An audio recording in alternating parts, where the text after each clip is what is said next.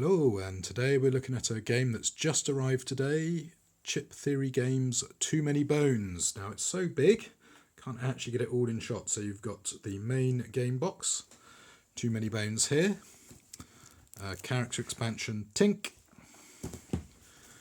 character expansion Gilly, and a fancy mousepad playmat for your campaign games.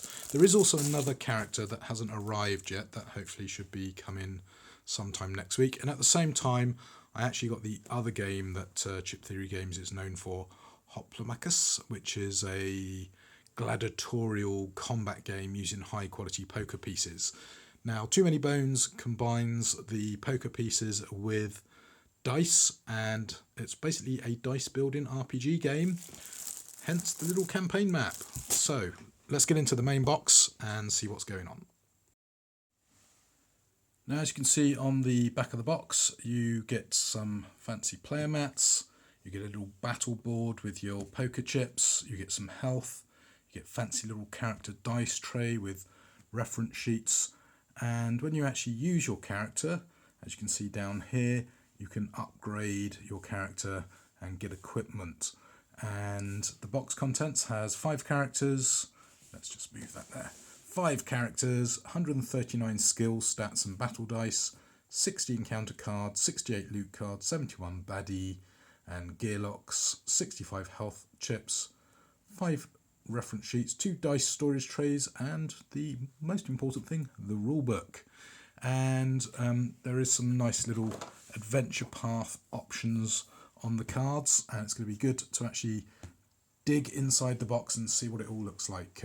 It's been looking really good on the Kickstarter updates. It's going to be great to finally get my hands on the actual contents.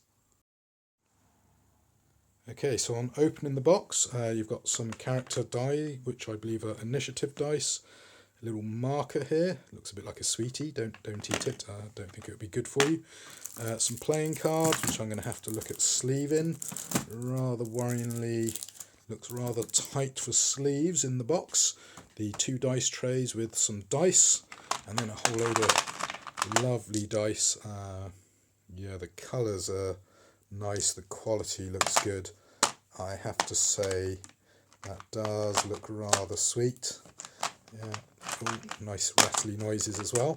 So what's underneath this tray? How easy is this going to be able to get out one-handed? Not the easiest thing to do. Maybe you don't recommend it. Okay, well, here are the fancy poker chips. Let's get this. Oh, the rulebook. This is, oh, that is rather fancy, that is.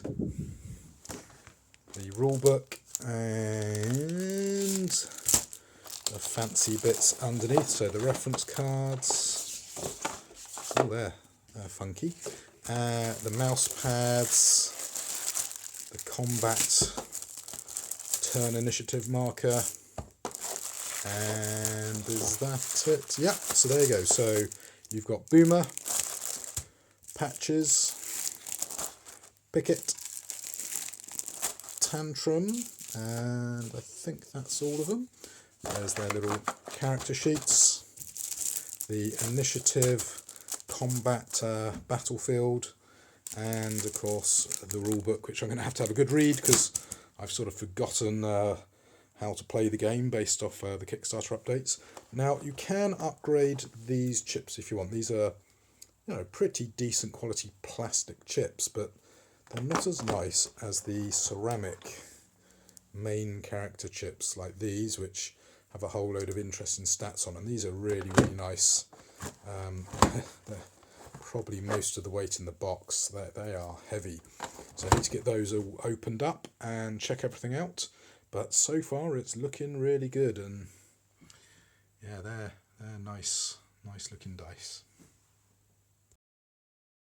Okay, well, I've actually managed to unwrap some of this stuff, and you've got your 20-point baddies.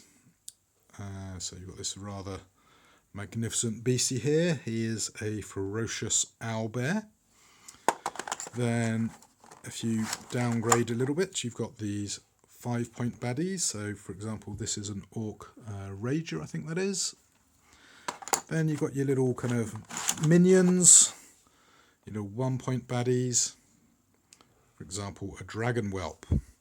But once you've fought your way through those, you might have to fight one of these kind of boss battles. So that is Nom, for example. So yeah, he could be a bit of fun to fight.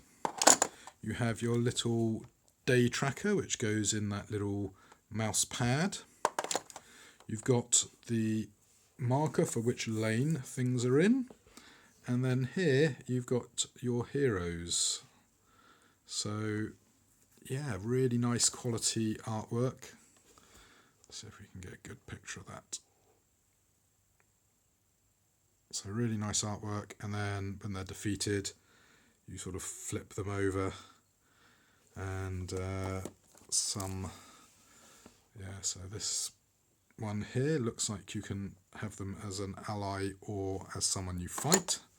So yeah, really nice quality, and I don't know if you can hear that lovely click, the tactile and audio feedback from these are great. Now unfortunately the generic plastic chips, you know, not so nice, but they're pretty decent quality for plastic chips. I managed to sort out my dice tray, which got all over the place because I tipped the box upside down. I am going to want to find a nice location to put this little bead. And next on the agenda is to get these cards looked at and see if we can maybe get them sleeved, because I am an avid sleever. And yeah, I have to say so far the component quality and the box quality is looking really good. Very happy. I've got the rulebook out over here next to my other bits, because I'm going to have a read of this, because I think a bit of solo play is going to be required, and they reckon this game takes about 60 minutes to play. So off to YouTube to watch some of the playthroughs, go over the Kickstarter, read the rulebook, and then actually get a game in. Okay, well, before I get going with the game, just a couple of observations. These cards, they're a weird kind of thin plasticky card, so they seem pretty robust, so hopefully they don't need sleeving, because in classic Gamebox manner, this card set just about fits in the hole, both in width, length and height. So if you sleeve it, you're going to have a big problem. So plus points for interest in tough, robust cards with some nice text on them. Downsides, the insert, no good for sleeving. Insert also means these cards are going to rattle around, so I'm not keen on that. Going to have to find a way of sorting that out, maybe a baggie or something. And the only other slight criticism I would say is on some of the cards, the artworks come out a little bit darker than I would have liked, particularly the loot cards, but it's okay when you flip it over, so it's just the backs, I think, that have been affected by that. But yeah, that's probably about the only downside I've seen to the game so far, the classic insert problem of if you want to sleeve your cards, you're stuck.